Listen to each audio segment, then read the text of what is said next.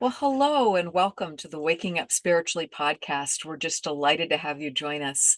I'm Wendy Rose Williams. I'm a past life energy healer, and I help people release pain, anxiety, depression, and other stuck energy. And my website is wendyrosewilliams.com. And the purpose of our podcast that Greg Kirk is my co-host, and uh, we've been hosting Waking Up Spiritually for 5 years now. And the purpose is to help people with your spiritual awakening experiences because they can be very lonely, confusing, discombobulating. And we're just here to offer support for that. So I'll turn it over to Greg to introduce himself and walk us through what we're going to be doing today. Yes, I'm Greg Kirk. My website is my name, gregkirk.com. That's spelled GREGGKIRK.com. I'm a Lyme disease advocate. I'm a certified health and wellness coach. I do remote and in-person energy healing sessions, and I've been doing that since 1997. And I run weekly events every Sunday, an online group healing circle via Zoom, and then periodic monthly fire circles or healing circles in a salt cave in near where I live in Connecticut. So if you are interested in any of those things, come to my website, click the events link if you're interested in events, and then of course you can look at other things. I've published a book back in 2018. I'm working on the sequel to that. It should be coming out any day. Well, I shouldn't say any day, but soon. I was literally working on the cover right before joining our broadcast today. So look for that. And Wendy, I'm ready to pull the deck up if you would like to explain to people what's about to happen. Absolutely. So Greg is going to bring up a PowerPoint deck. Of course, you're so welcome to listen via your favorite podcast app or however you like to tune into podcasts. But we do have PowerPoint, so this is also a visual podcast. Everything is archived at wakingupspiritually.com as well as on our YouTube channel. So if the broadcast time is not convenient for you, you'll be able to find the information there. And I have the privilege of being a channel for the Ascended Masters, specifically for Mary Magdalen, Yeshua ben Joseph, and Father Joseph, Mother Mary, and other Ascended Masters, as well as being a past life regressionist and Reiki Master energy healer. So what we're going to be doing today is honoring Mary Magdalene. Mary Magdalene Day, her feast day is July 22nd. So once a year, we like to, in July, to just really recognize who she was, because she was really a wonderful, amazing, important woman that was quite misunderstood. So I so appreciated that the Pope actually created the feast day for her and recognized her as the 13th apostle. Some would say the first apostle, the apostle to the apostles, and that she was the person who recognized that Christ had risen and had resurrected and came back and shared that news with everyone. And 2000 plus years ago, that was not typically a role that a woman would be in. So I think we're all here as human beings. It's not about our culture, our religion, our gender. So I think that's part of what might be talked about and shared today. I never know exactly what they want to share and who's going to come through. Sometimes it's kind of amusing because you can picture a large group of wonderful ascended masters and angels coming and being in circle and going, "Oh, I want to talk." And I feel like they're fighting over the talking stick. to take their turn, with me being the talking stick at times. So that's what we're going to be doing. Anything you want to add to that, Greg, from with you also being a channel and with us having done this several times before? Well, I just noticed an error on our cover page, so I was fixing it as you were speaking. Oh, okay. Last year's date, but yes. Well, what to say? Yeah. Wendy and I are both channels, and I've witnessed several channels. I mean, I've documented in my book and talked about experiences here with a trans medium named John of God, who I had experiences with back in the mid 2010s. And then every time I mention his name, I need to say that he is now in jail and he has molested women. He has a complicated story. He was a facilitator in me having a miracle healing, which I acknowledge. I also acknowledge that he molested women, and he was in prison. So that also is something that is a reality. Those two things can't be separated, although a lot of people like to do that. But anyway, my whole point of bringing him up is I watched him as a channel where the entity goes directly into his body, his physical nature changed, his eye color changed, he puffed up like it was just incredible. And then an entity, he would walk around with that entity's consciousness in his body. So when I first saw that, I thought, wow, I don't think I ever want to do that.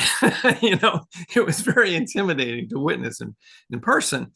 But the more, and I'm sure Wendy, you can, I would love to hear how you got started channeling, because with me, it started during the online group healing circles that I was doing, where information just started to come through via osmosis.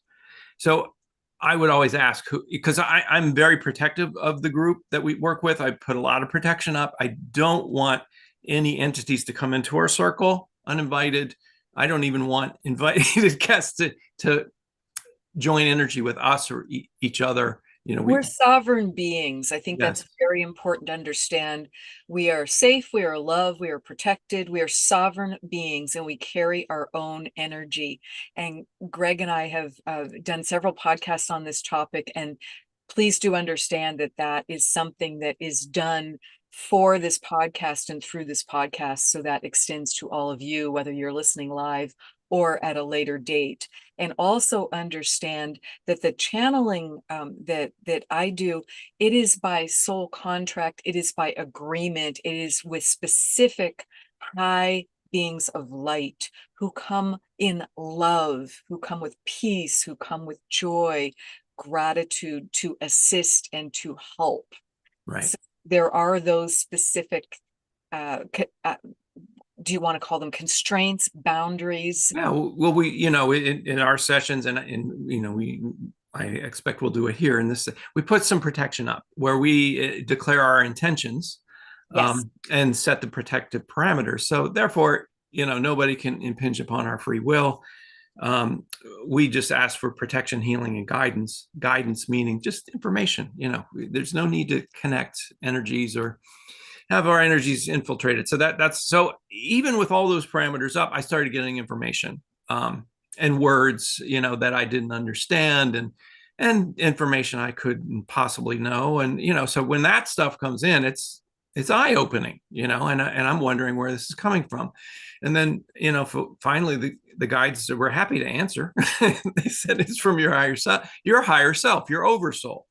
Your oversoul has been through all this. Your oversoul is as big as a star. It's a massive amount of energy. There's only a fraction of the energy that's of that consciousness. A fractal is empowering you right now, and Incarnated into a specific body and lifetime. right, and it's witnessing, it's helping, and so it's your guide number one. Though there are other guides that have come through, and other entities who have announced themselves, from Metatron to Yeshua, they've come, and you can feel the energy, and my goodness, it's overwhelming, and a lot of times it makes it difficult to speak because of the emotion that you feel when you feel that high frequency, that love energy. Love, just that amount of that unconditional love. It's very different than what we might be experiencing on a daily basis. Yes. So anyway, that started coming through, and I resisted it with some skepticism in the beginning, and then I finally just accepted it. And of course, as soon as I did, the information came through even more dramatically and quickly, and it's just a cool thing that I do every day now. I don't think it's whatever. I don't look at it the same way I did before, where it was like something intimidating, something you shouldn't do for whatever reason. I mean, obviously you need to have put parameters up like Wendy and I talked about, but why not get this information? Everybody wants to know some of these questions that we ask in our circle or we ask here, you know, what's my purpose in life? And, things like what should I be, all those kinds of things, we ask and the answer comes, and it's not always a satisfying answer, or it's not always an answer that we That our ego expect. wants, our human Our personality. ego wants, exactly. Yeah. So, but is it help? It's like you don't always get what you want. You get what you need. And what you need is way more important than what you want. Always, what you want is coming from a limited perspective, and why not get whatever. If it's like you're at you're ordering food and you're ordering a hamburger and then you get this 5-course meal instead. I mean, what are you going to do with that? You're going to accept it and be grateful for it. So that's my brief history. Wendy, how did you begin? How it started for me, Greg, was I was aware of channeling, and I did not know that that was going to be one of my spiritual gifts, because that's how I think of it. Mm-hmm.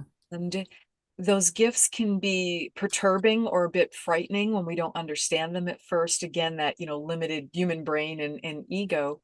And I was told by the spiritual teacher that I was working with at the time that I was meant to be a channel, and and she asked if I knew that what that was. And we talked that through, and I did have a good understanding that she added to of what channeling was.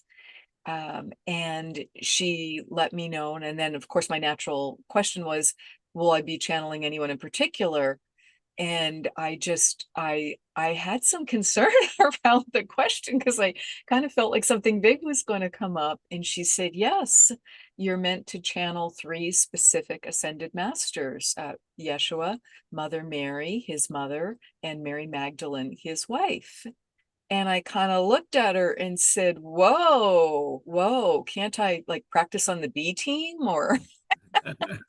And I was actually and I then took formal spiritual channeling training with her for several years, because that's just my personality. A lot of people are wonderful natural channels, and they are specifically told by their higher self and guides, do not get training. You're not meant to. The training was going to come from within. It's going to come that way. But I was drawn to actually doing formal training with her. So I did most of it with a close friend. And in the session when we were both told who we were going to channel, my friend, who's an animal communicator, she was to channel St. Francis, which made perfect sense as an animal communicator. And she was also to channel a very not well known river god. And I literally said, can I trade for the river god? Joking, but not joking, just because of my discomfort. And what it did was it brought up my fears around being seen, fears around being judged, around getting it right. Because I'm a life path 33, and that's a big part of that life path, is to let go of what other people think and to just open your heart, do your best, and let it go. Just let it go what other people think. And that's a big thing when you are channeling ascended masters or angels or God or whoever it might be that is well known. So that was the journey. And of course I could not trade, nor should I have traded for someone else's wonderful being that they were meant to channel. Because as I said, it was by soul contract. And this is soul contracts are simply agreements that we make before we incarnate. We're on the other side, we're still at home, we're with the light, and we make these agreements, and it's how our soul is going to progress. So that's why it came up. But I had some like you, Greg, had seen some things that kind of like took you aback, or that didn't look appealing, or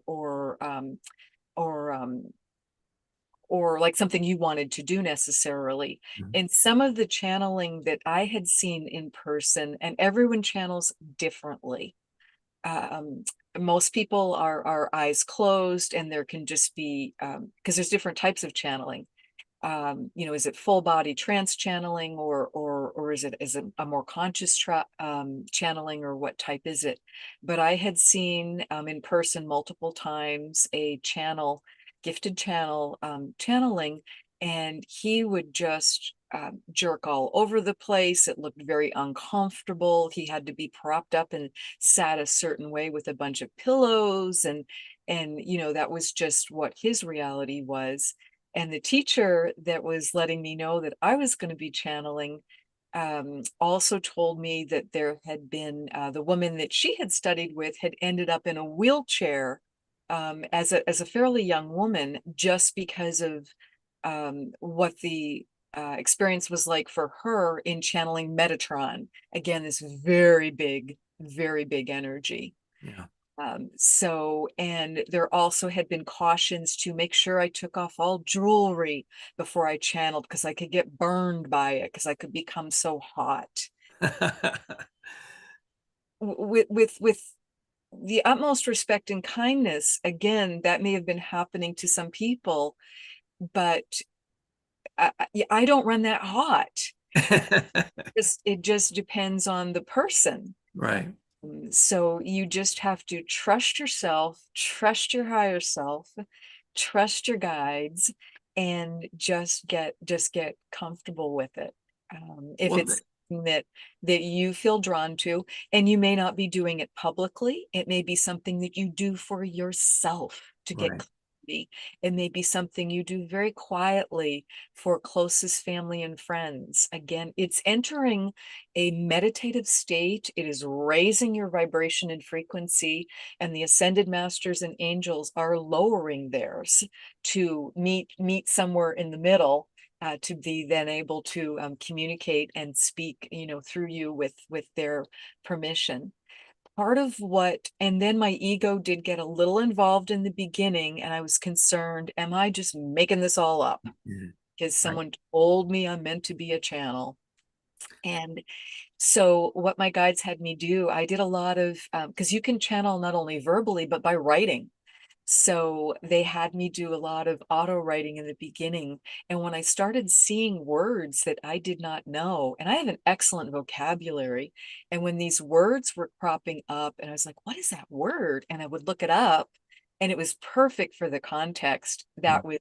That was the proof for me. Right. And I knew in my heart, and I knew in my bones that it was true, that I was indeed becoming a clear channel, because that is the concept. You don't want your ego involved, and you're bringing forth some information from the divine and then mixing it in with a bunch of your opinions and an Right. agenda. You don't want that to be happening.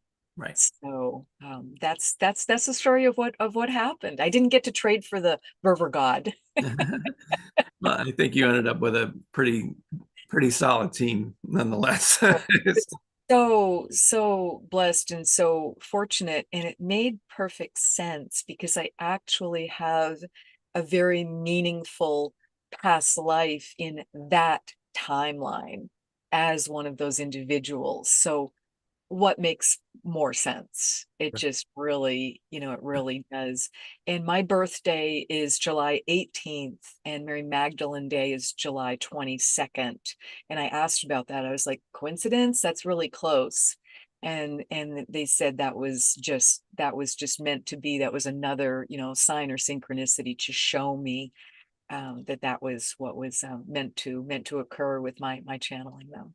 Nice. Well, shall we begin?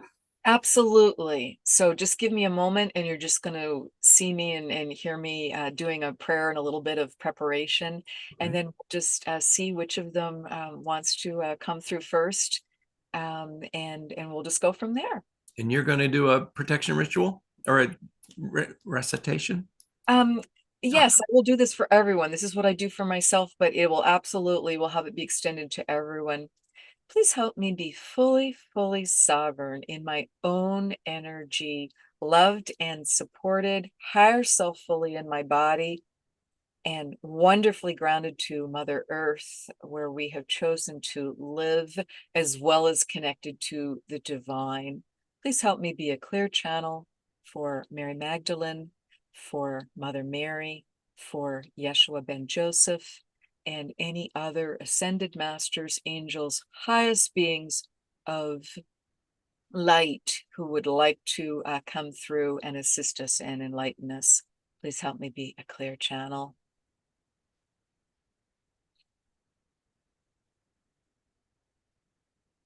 We're here, we're here, we're here. We're speaking as a collective. This is the three of us. We are here. We're delighted to be here. Mary Magdalene is going to speak first today, and just would like to say thank you. Thank you so much for honoring me for my special day, for my feast day. As Wendy mentioned, I just so appreciate that the Pope made that proclamation and made that change, and for the Catholic Church uh, to correct itself, so to speak, to reverse itself about who I was, because I was a beloved daughter and sister and wife and aunt. Yes, I traveled with my husband. I walked with my husband, with Yeshua. I walked with the apostles, and we went many places. I did many things during my lifetime that were unusual, and that's where the rumors started to come in, because people didn't necessarily understand what was going on. Because in 2000 years ago, in the Mideast, women were in the home. They were taking care of the home. They were cooking, cleaning, taking care of the children, and this was not typical. So that was what brought up the questions. Also, my parents had been wealthy. They had unfortunately passed on when I was a very young child, 5 or 6 years old, and I was raised by my much older brother and sister, by Marta and Lazarus. And Mother Mary also had a role in it, as we were neighbors. So, but I had funds. I had money, which was simply inherited money through my family that my parents left to my sister and brother and I. So that caused some confusion also of how could this unmarried woman have money, and where was the money coming from? And do realize we were on the fringes of society. We lived in very challenging, difficult times, where many people were enslaved by the Roman Empire. And that was part of why we chose to come in. We chose to bring in the light and to a difficult time, but it was not an easy time for the Jewish people. And so that's some of the background to it.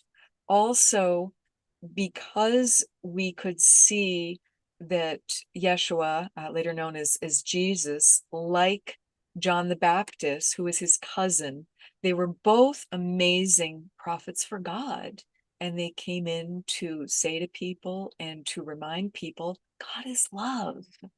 And what could be more powerful than that? What could be more direct a message than that? But that message was not always well received. And we knew Yeshua, as well as John, had big destinies, and we did not know how that was going to go. So my marriage to Yeshua, for my own safety, was kept under wraps. Not very many people knew about it, for my own protection and then for the safety of our children. So that's why things are not always how they seem on the surface. So, Greg, you may have questions. I'd like to talk first about healing. I'd like to talk about what I got to do in that lifetime and enjoyed doing. Yeshua was an incredible, magnificent healer. I think he has been one of the most powerful healers that has ever been on the planet. And I was very fortunate to also be a healer in that lifetime, as was Mother Mary. So often it was the three of us together, or it was Yeshua and I, or sometimes it was Mother Mary and her son, Yeshua. And what happened as Yeshua's reputation grew, more and more and more people were coming to us. So, what are some of the types of things that we saw and were able to cure for people? And how did we cure them? We cured them by helping them remember what it was like to be well, because there's something called the well cell that is part of, now you would call it perhaps DNA or RNA. So it's just part of our makeup when we come into a human body. And we would help hold the light for people to let go of whatever discomfort, pain, injury, disease, whatever was going on. So people would come and we would welcome them into whatever location we were in where we were doing the healing. I was, if you think of a modern ER, I was typically a triage and would welcome the person in. We would have Yeshua in a back room somewhere quiet, and either I and or Mother Mary would welcome the people in and talk with them, understand what was going on, because it's not always physically apparent. Sometimes there could be things going on that you just don't see that was very problematic for the person. So we were both hands-on healers. We were also voice healers. So just by having that conversation, and Mother Mary wants to speak, she will be speaking next. I don't know if you can see it, but when she comes in, her energy signatures, there's a single tear goes down from Wendy's right eye, and that's how you know Mother Mary's coming in. So yes, I will hand the talking stick to you in one moment. So people would come in and we would help them. Often we were seeing people with mobility issues. They were there were so lower extremities. There was issues with limbs. It might have been from birth, or it might have been an injury or an accident that had occurred. But often we were helping the lame or the disabled be able to walk again, walk better, walk more freely. Or sometimes a complete healing was possible, where literally canes and crutches were just no longer needed, or the person no longer needed to be supported or carried, or whatever it might have been. And that was just a beautiful, beautiful thing. So that was one of the top things we were seeing, was people with mobility issues. And another was people with leprosy. Leprosy was it's caused by a bacteria, and it was very misunderstood. It's a very old disease that was not actually able to be well treated until the 1980s. So leprosy has been around for thousands of years. And it's disfiguring. It's on the skin. It is disfiguring of the body, and open sores. It just is very very unpleasant and difficult to look at and see. And it unfortunately got written about in the Bible as a punishment for sinners, and that was not what was going on at all. It was afflicting people who did not have a strong immune system, did not have good immunity to it, because leprosy actually is pretty difficult to contract, and it now can be treated since the 1980s by multiple drugs. It takes multiple drugs in combination to be able to treat leprosy. It does still exist on the earth, in certain countries in particular, but it was not what was thought, where it was this punishment from God. God does not punish. God is love and wants to support us and wants us to succeed and have a wonderful life. So those were some of the main things that we were seeing, was people that were these mobility issues, that were in pain, and or leprosy, and certainly, many other things too. They would go from me, and I might have already healed them, but they didn't necessarily know that, or Mother Mary might have. She was an amazing healer, and she might have already done so. But again, Jesus was the rock star, so to speak. People were there to see and speak with Yeshua. Such a gorgeous, unique, just beautiful, beautiful energy, very gentle, yet very powerful and very strong, just perfectly balanced. Divine masculine and divine feminine is the way I would describe it. So then, of course, they would go and see Jesus, and it might just be a touch on the arm, it might just be a kind word, it might just be a short conversation, and they understood and thought and felt that that was the healing. And the person has to be open and ready to heal. You cannot heal or help someone against their will. We all have free will.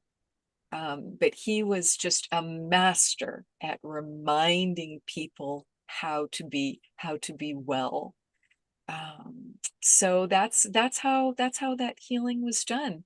And I'm gonna pass the talking stick to Mother Mary. Actually, I'll ask you first, Greg. Any specific questions for me, or may I bring in Mother Mary next? Yeah, let's bring in Mother Mary. Okay, very good. Let's just get Wendy some water here.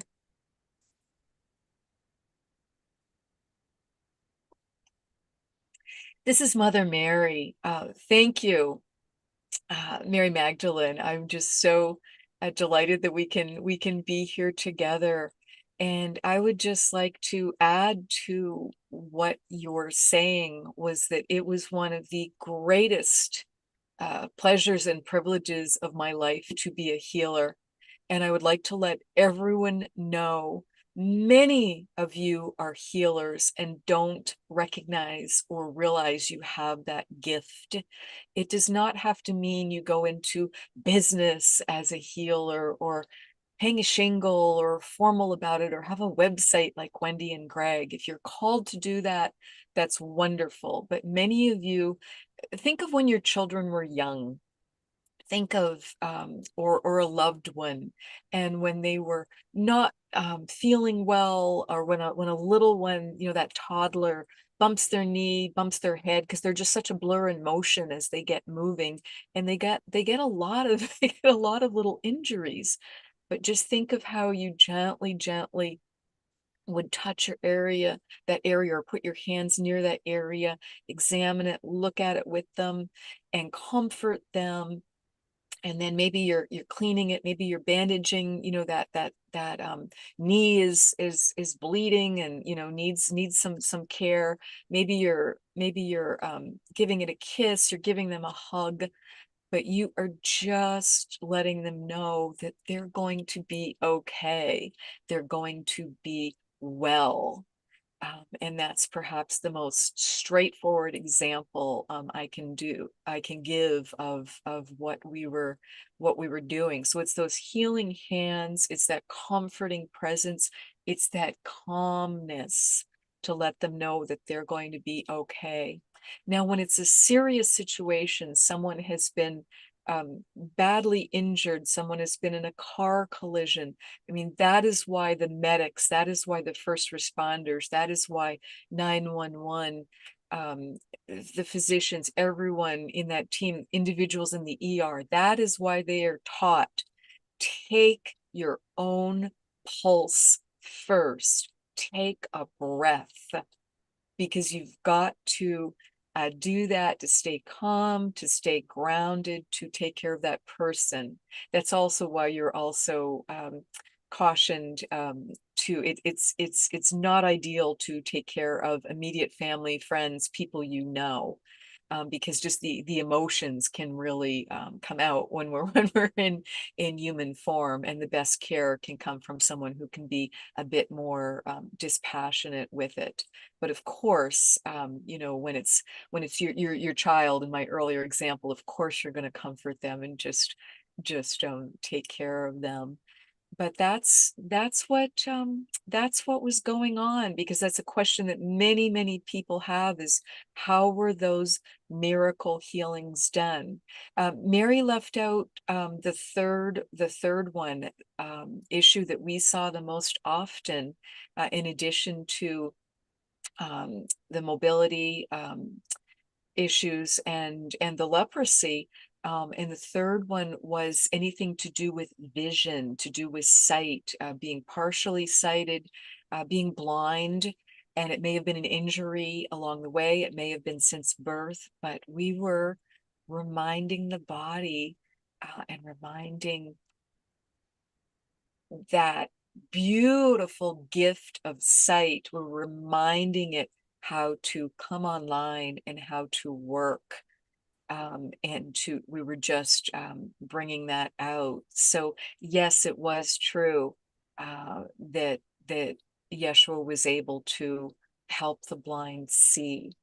And how symbolic is that? Because I'm not just talking about physically, but I'm talking about he was helping people open their hearts and just know what they were meant to see and experience, and to have that be more of the light for them, again, in very challenging times. So that was what we did. And again, many of you have beautiful spiritual gifts that you aren't using because you're not clear on what they are. They may seem frightening or off-putting or surprising, and many of you are using them beautifully. It might be you have a green thumb to beat the band, and any plant, any flowers, any food that you raise, it just blossoms and does beautifully. That's a gift. So just use those gifts. Don't be afraid of them. Embrace them. Experiment with them. Enjoy them. And again, you'll know if they're meant to be shared publicly and talked about, or if they're meant to be just beautifully quiet, and it's not something that you're called to need to share. Just follow whatever your guidance is and whatever your heart is in that area. So, Greg, any questions?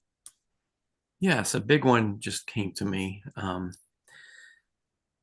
There, there was a recent tragedy in Texas with some flash flooding that took a lot of children and Yes. some people, you know, citizens of Texas, and I saw a reaction to it that I've seen before, but I thought it was an old idea that that but it seems to still be in the common knowledge or the consciousness of humans, where I saw somebody on social media react and say, "Hey, all you people who believe in God, you know, what do you think of your God taking these children away and killing them?"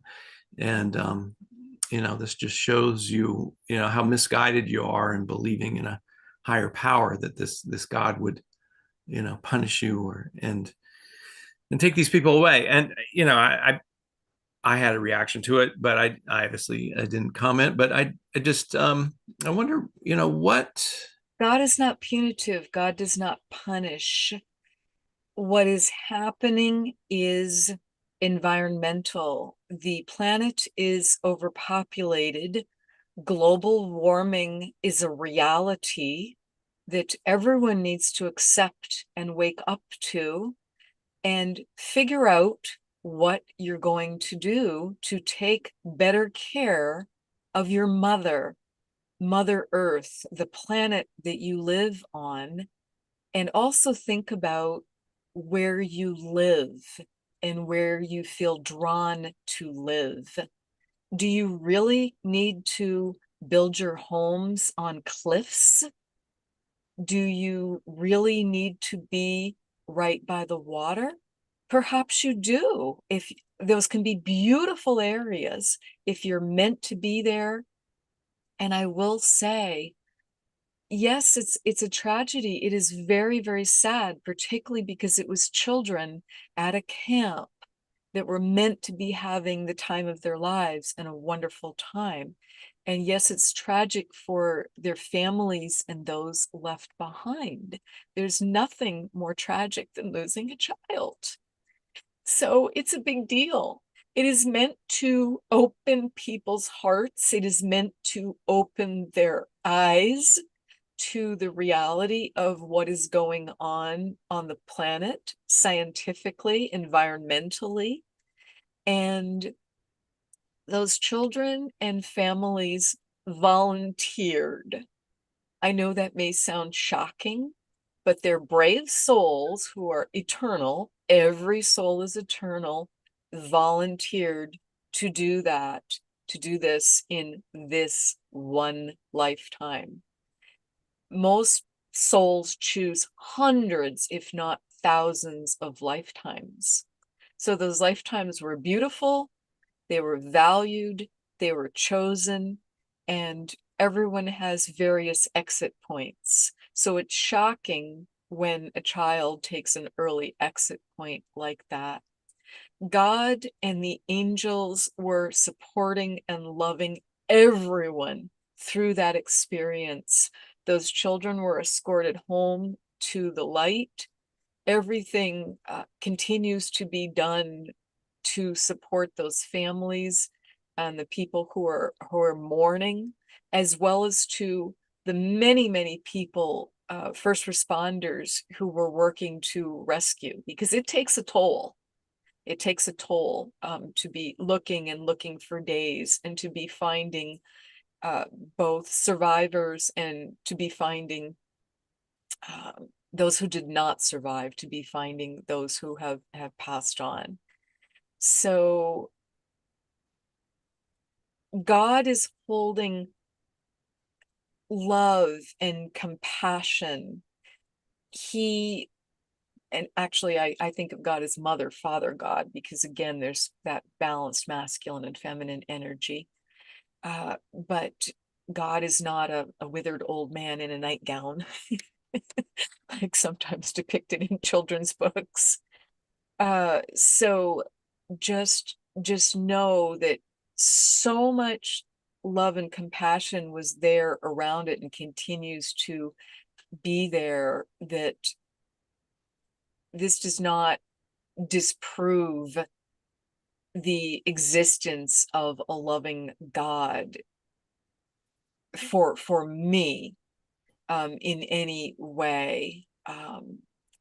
But everyone has the right to their beliefs, and are doing the best they can to understand and to express.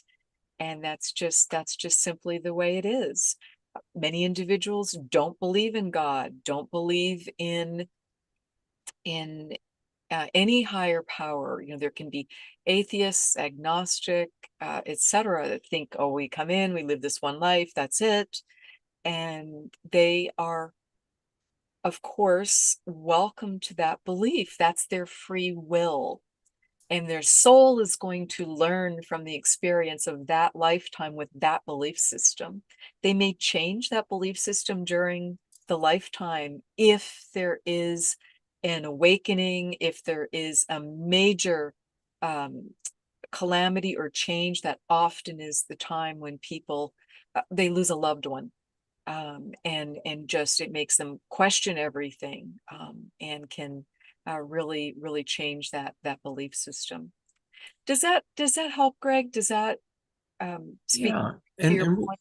it does. And would you agree that these times of crisis and catastrophe on the outset are opportunities for miracles to happen, or for people to step forward as heroes and They loving absolutely, helpers and things like that? Do you what are your thoughts on absolutely that? are. There's a lot of research and understanding and knowledge of that. And if you've ever been through, let's say there's a terrible storm, and your neighborhood is without power for days, and it's very cold out or very hot out.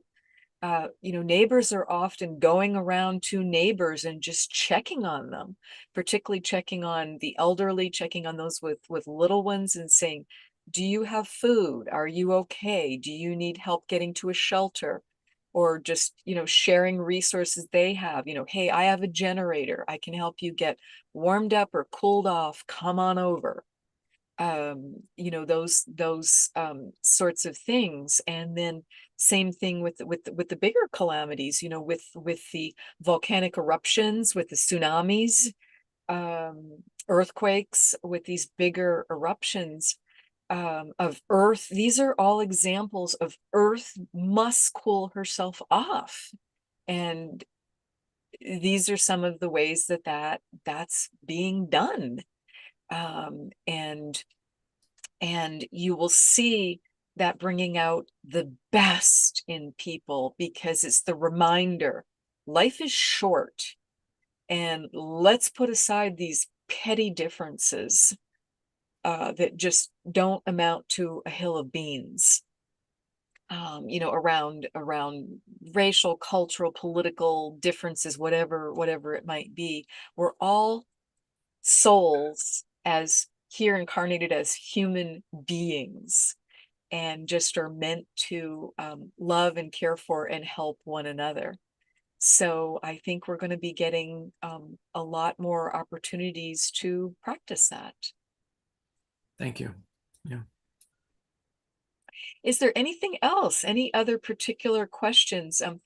Yeshua, he does not have any particular message to share, other than he's just standing here.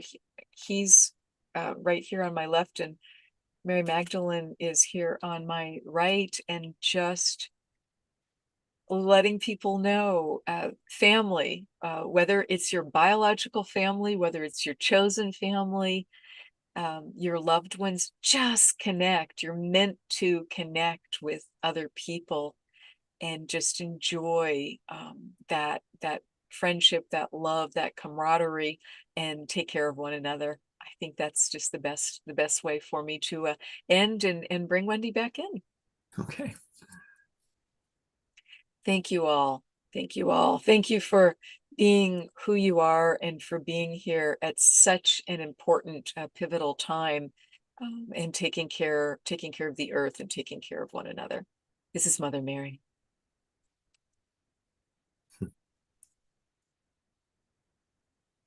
Okay, let me just settle back in. Oh my goodness, they're just so beautiful and so big. I always feel little once they leave. You just go whoosh, Right. feel them go back up again. So, oh my goodness. Well, anything else to any feedback or any comments on that, Greg, or any additional questions coming up? No, one big question, with a follow-up sub question, about recent events, was with an old idea, that, there, do we have a jealous and punishing God, or is it a God of love, more or less? And what? I choose to believe we have a loving God and creator, and very challenging things can happen because we choose them, we create them, we make the situations, and God loves us so much, he lets us fumble on through. Because if you were to take your little child, take your baby, take your little child that you love so much, and you're to just bubble wrap them and insulate that child so much and not let them have any experiences, how are they going to grow and become who they're meant to be if they don't get that chance to learn how to ride the bike, which might involve some tumbles.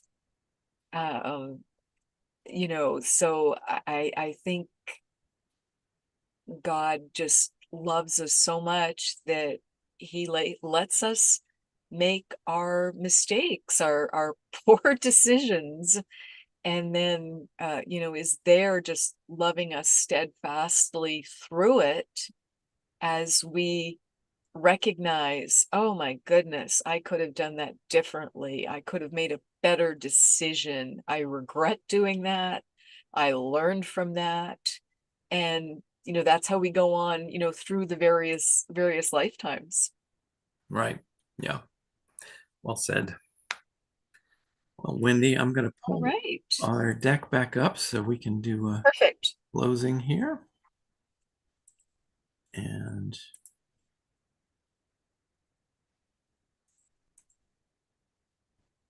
there we go.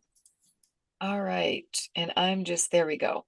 So please join me for some upcoming events. You can visit my website at wendyrosewilliams.com, and I hold various affordable, uplifting 90-minute workshop events. Things like how to connect with your guide is coming up on August 2nd. So you'll find on the website how to sign up for that. And I'll be doing a group past life regression at a future date to be announced, as well as doing a live channeling with the Ascended Masters and Angels that is specifically for the purpose of healing. And you are able to ask one question, and whoever can most help you will come in and assist with that. That has been incredibly moving to have the opportunity to do that, in a very, very popular program. Also, so many people have questions about what their life purpose is and just want more information on that. So that is the other workshop that I do regularly. So check out the website for those. And also, you will find my latest book. You'll find information regarding all three of my books. Regression Healing 2, Joe and Marilyn, is the most recent, and it's available in audiobook format, thanks to Greg, who cleaned up my sound engineered my audio files for me, as well as in paperback and on Kindle. So you can find that on Amazon and at your other favorite retailers. And I appreciated this review of it. Regression Healing 2, Joe and Marilyn, plunges into the fascinating realm of past life regression therapy with a unique twist. And you can enjoy more about the backstory to my experiences with Joe DiMaggio and Marilyn Monroe on the Ask Julie Ryan show. I had the privilege of being Julie's guest on her popular podcast, and I've linked that here. And she had some great questions and insights, so you can learn more about it there. Excellent. Well, as I mentioned, I have written a book called The Gratitude Curve that was published in 2018. It's a story about healing from Lyme disease and having an unexpected spiritual awakening in the middle of it, and how I dealt with that. It's on Amazon, Barnes and Noble, and also on my website, gregkirk.com. And as I mentioned, the sequel is coming out soon. Of course, you'll be the first to hear about it here, but I'm hoping it's within the next few months. I'm So, really looking forward to it, Greg, because the gratitude curve, there's just so much beautiful healing information in there, as you just shared your journey publicly. And I think many, many people will relate to it. yeah, it's a lot of people in the Lyme disease community gravitate towards it, and there's a lot of information about how to get through that illness.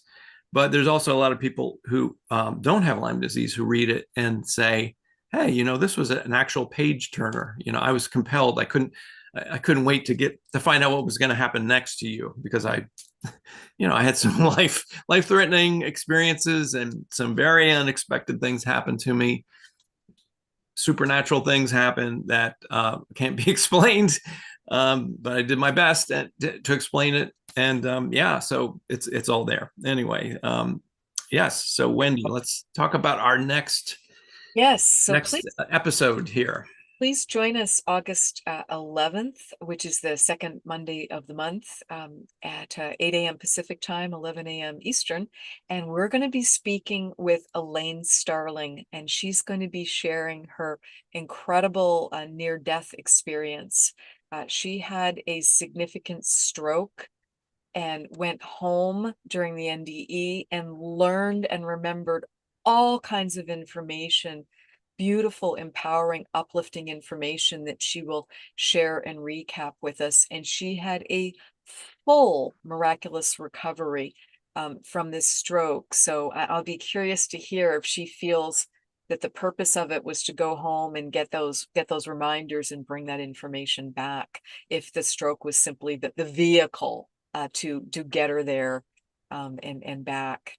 Please check out our website at wakingupspiritually.com, and you can use the search button for whatever topic you might be looking for. If you'd like to know more about guides, channeling, past life therapy, whatever it might be, use the search button and subscribe to our YouTube channel. We so appreciate you rating and reviewing us on Apple, iTunes, or whichever podcast you location you like to use, because it helps people find us. So thank you so much for that. Visit Greg at his website, which is Greg, Gregg, Kirk, KIRK.com, and find out about the wonderful things he has going on. And visit me at my website, WendyRoseWilliams.com. And we look forward to seeing you next time. Thank you so much for being here. And thank you for being who you are in the world today.